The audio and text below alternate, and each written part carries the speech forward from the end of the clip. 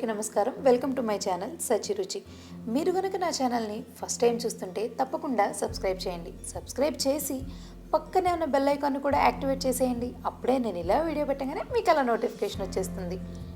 మరి ఆల్రెడీ చూస్తున్నారు కదా, ఈరోజు మన ఛానల్లో స్పెషల్ రెసిపీ ఏంటో కజ్జికాయలండి. అస్సలు ఆలస్యం చేయకుండా అది ఎలా చేయాలో చూసేద్దామా. మనం కజ్జికాయలకి ముందే పిండి కలుపుకొని పెట్టుకుంటే పిండి కొంచెం ఎక్కువసేపు నానిందంటే మనకి బాగా వస్తాయండి కజ్జికాయలు. గోధుమ పిండి అండి 1.5 కప్పు, అంటే పావు కేజీకి కొంచెం ఎక్కువ, అంటే ఒక 350-400 గ్రాములు. మైదా పిండి అండి కొంచెం, అంటే మనకి సాఫ్ట్నెస్ కోసం ఓన్లీ గోధుమ పిండి కలుపుకుంటే మనకి క్రిస్పీనెస్ ఎక్కువైపోతుంది, అలాగే ఎర్రగా కూడా అయిపోతాయి. అలా ఎక్కువ ఎర్రదనం రాకుండా కొంచెం గోల్డ్ కలర్లో ఉండడానికి యూజ్ అవుతుంది మైదా పిండి కలుపుకుంటే.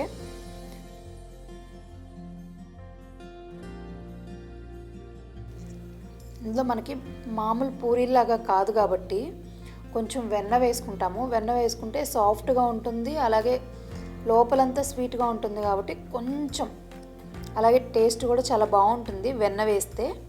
ఒక 2 స్పూన్లు వెన్న. దీన్ని కొంచెం ఈ వెన్నంతా పిండంతా అయ్యేలాగా కలుపుకోవాలి.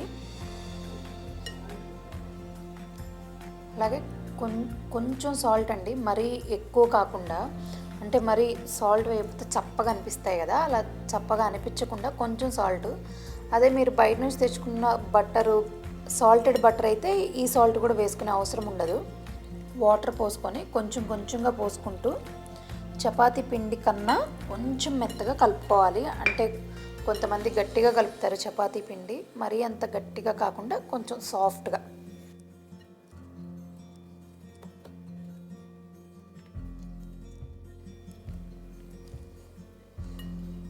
పిండిని బాగా కలిపాక ఆ పిండి మీద ఒక స్పూను నెయ్యి కానీ లేకపోతే కొంచెం నూనె కానీ వేసామంటే పిండి ఆరిపోకుండా ఉంటుంది. మనకి దీనికి చక్కగా మూత పెట్టేసుకొని ఒక పక్కన ఉంచేసామంటే నీట్గా మెత్తగా అవుతుంది, చాలా సాఫ్ట్గా అయ్యి బాగుంటుంది. స్టఫింగ్ కోసం ఫస్ట్ ఒక ప్యాన్ తీసుకొని ప్యాన్లో కొంచెం, మరీ ఎక్కువ వద్దు, కొంచెం నెయ్యి వేసుకోవాలి. ఫస్ట్ మనం జీడిపప్పు వేయించుకుందామండి. ఇలా కొంచెం వేగంగానే తీసేద్దాం, వీటిని తీసి పక్కన పెట్టేద్దాము. అదే ప్యాన్లో 1 కప్పు పల్లీలండి,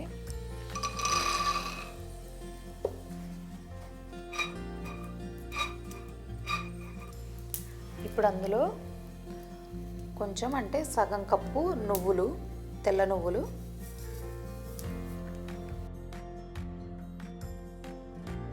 ఇప్పుడు వీటిని, నువ్వులు కూడా కొంచెం దూరగా వేగాయి కదా, మరీ ఎక్కువ వేగాయంటే నువ్వులు మాడిపోయాయంటే చేదు వచ్చేస్తుంది. అలా కాకుండా ఇలా కొంచెం వేగంగానే స్టవ్ మీద నుంచి దించేసుకోవాలి.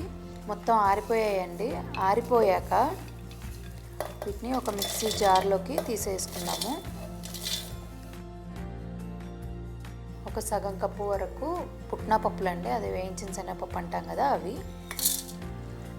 ఒక 3 యాలకులు. ఒక్కసారి, అంటే జస్ట్ ఒక్కసారి కొంచెం కచాగా అయ్యే వరకు మిక్సీ పట్టుకొని అప్పుడు ఇందులో బెల్లం వేసుకోవాలి.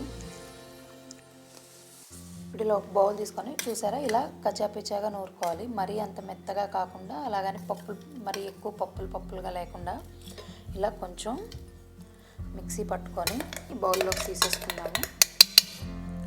ఒక ఎండు కొబ్బరి చిప్ప తీసుకొని ఇలా మెత్తగా మిక్సీ పట్టుకోవాలండి, పౌడర్ లాగా. అంటే పైన చెక్కు తీయలేదు నేను, చెక్కు తీయకుండా వేసుకుంటే బాగుంటుంది. ఇప్పుడు ఇందులో పావు కేజీ బెల్లం అండి.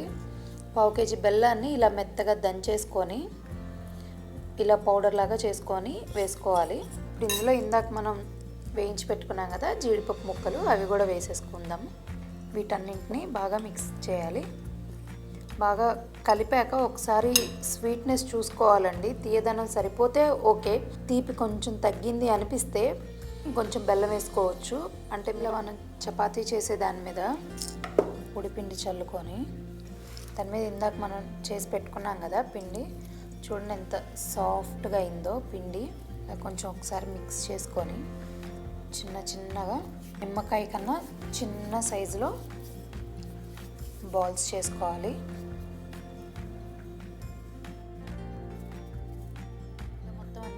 ఇలాగా చేసి పెట్టుకోవాలండి, చిన్న చిన్న బాల్స్ లాగా.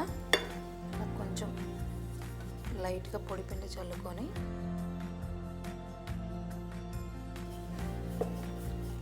ఇలా పల్చగా పూరీలాగా చేసుకోవాలండి.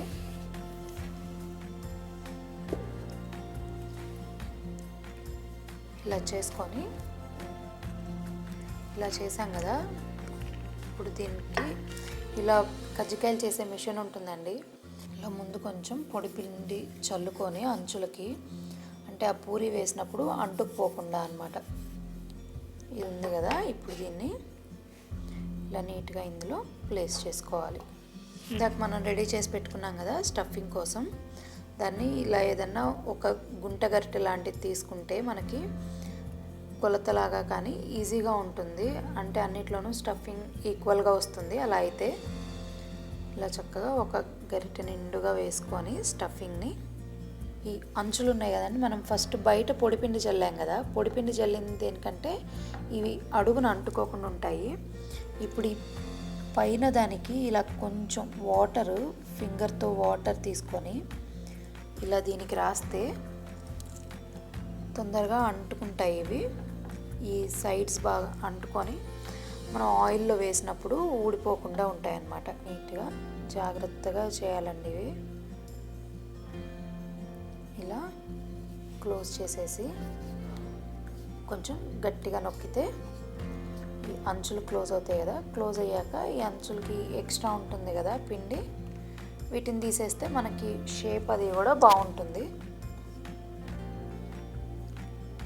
చూసారా, మనకి ఇలా పొడిపిండి చల్లుకోవటం వల్ల ఇలా అంటుకోకుండా వచ్చేస్తాయి అన్నమాట.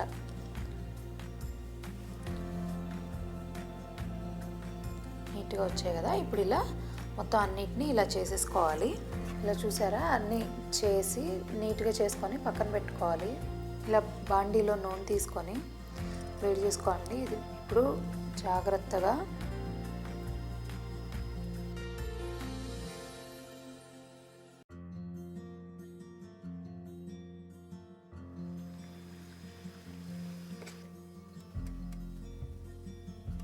ఇలా రెండు వైపులా మంచి రంగు వచ్చే వరకు, గోల్డెన్ కలర్ వచ్చే వరకు ఫ్రై చేసుకోవాలండి.